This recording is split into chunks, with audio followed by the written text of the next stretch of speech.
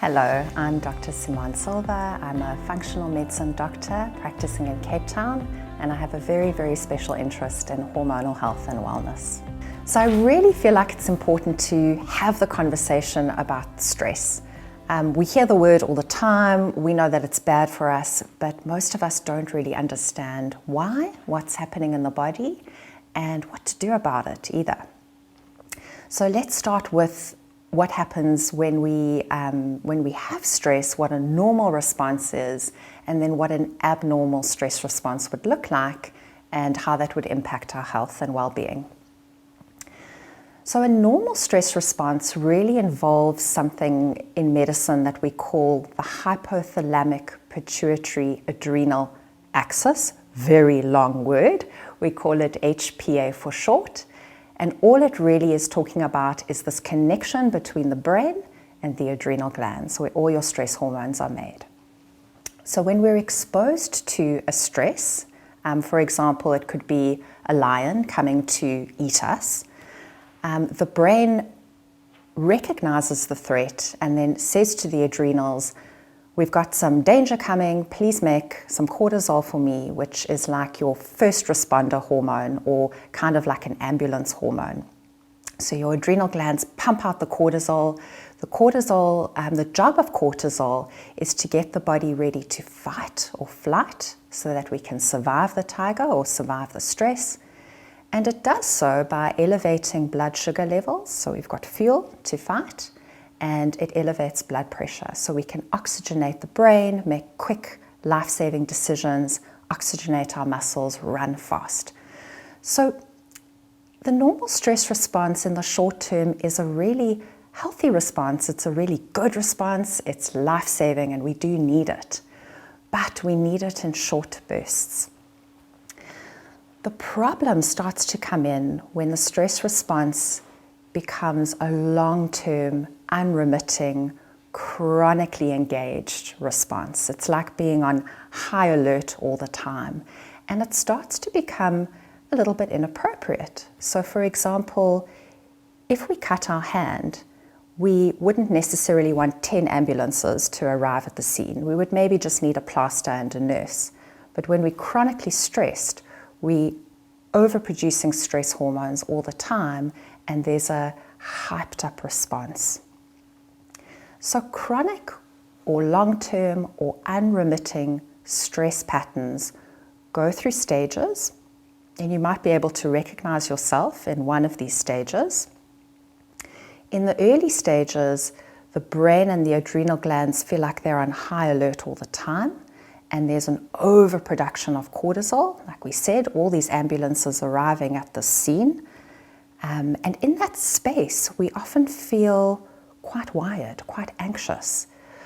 But because it's also quite a lot of work for the body to be pumping out all this cortisol, we do start to get tired. So if we're in this particular part of the stress response, we may feel wired and tired.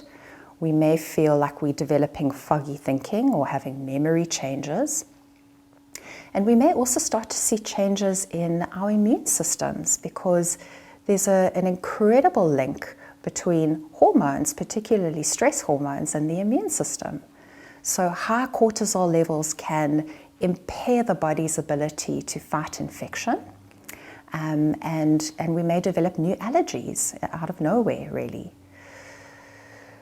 Ultimately, though, if we are chronically producing very high levels of cortisol, the brain doesn't enjoy that. Cortisol is quite damaging for the brain, and the brain will say, enough is enough, I need to protect myself, let's switch off this cortisol production, and it will tell the adrenal glands to start shutting down cortisol production. And then what we may see is people moving into this more severe stage of chronic stress, where cortisol levels are actually quite low. Now, even though this is almost a protective thing, a protective response from the body, trying to protect the brain, there are still symptoms that we can experience when we have chronically low cortisol levels. So for example, fatigue and exhaustion are the two main ones.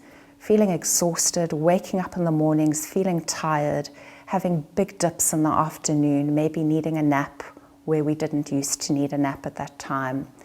Memory changes again, and again, the link to the immune system. So we have found a link between people who have chronically low cortisol levels and autoimmune diseases, for example. So when doctors say to us, stress kills, we mean it.